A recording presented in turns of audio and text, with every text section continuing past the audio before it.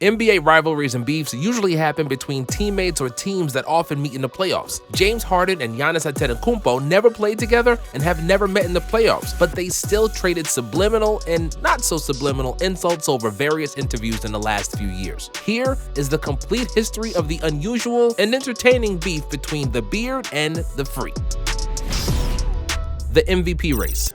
James Harden deservedly won the NBA MVP in 2018 with the averages of 30.4 points, 5.5 rebounds, and 8.8 assists, leading the Rockets to the best record in the NBA. Next season, after multiple injuries to the team, Harden was even better. He played Wilt Chamberlain-like basketball with astronomical numbers and multiple broken records. Harden scored 30-plus points in 32 consecutive games, single-handedly winning games for Houston in the absence of Chris Paul. On the East Coast, Giannis was doing his own thing. He improved in every category, averaging a monstrous 27, 13, and 6 stat line on a super efficient 58% shooting and a suffocating defense. From the beginning of the year, Giannis and Harden emerged as the two top MVP candidates, but there was nothing on the horizon that could have foreseen their future beef, and then it started. On January 9th, 2019, Harden and Giannis matched up in a game between the Rockets and the Bucks. Giannis dominated with 27 points, 21 rebounds, and 5 assists, and he also hit Harden in the head with the ball at full speed. Still, it was an inadvertent hit, and Harden was already hardened by Meta World Peace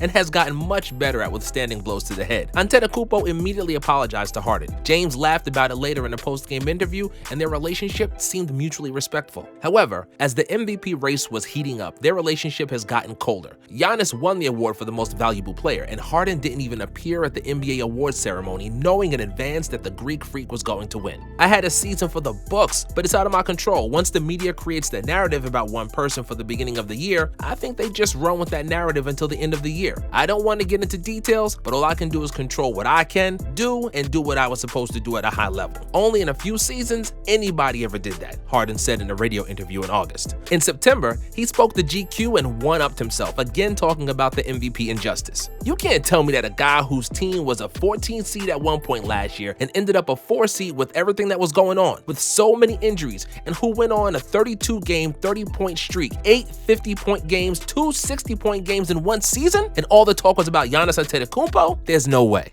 The All-Star Game shots. Giannis and LeBron were the team captains for the Eastern and Western Conference for the second time in a row in 2020. While they were drafting their fellow All-Stars into their teams, Giannis was left with a 3-man choice to fill up his starting 5. With Kemba Walker, Trae Young, and James Harden still on the board, Giannis said, "Okay, this is a tough choice between Kemba and Trae Young." And then the always quick Charles Barkley offered his take on the matter. "Wait, you don't want the dribbler?" Chuck asked, referring to Harden. Giannis took the assist from Sir Charles and dunked on Harden hard, replying, "No, I want someone who's going to pass the ball, so I'm going with Kemba." But this would be all fun and games if Giannis didn't double down on Harden trashing after the All-Star game. And this time, it was completely unassisted, and Giannis took it coast to coast for another Harden slam. When asked about the game and the late game strategy, the Greek Freak said this: "Offensively, we were just trying to find whoever James Harden was guarding. That's who we thought we'd have an opportunity to score on." Now it became personal, and Harden had to give a rebuttal. In an interview with ESPN's Rachel Nichols, the Beard candidly talked about Giannis and the things he said at the All-Star break. "I average more assists than Kemba, I think. I don't see what the joke is," Harden said. And he was right. He had every right to be mad, considering he led the league in assists in 2017. However, Harden didn't stop there and threw a jab of his own, obviously directed at Giannis. "When I'm done playing, they will appreciate what I'm doing now more. I wish I could be just 7 feet and run and just dunk. Like, that takes no skill at all. I've got to actually learn how to play basketball and have skill. I'll take that any day." Giannis backing down.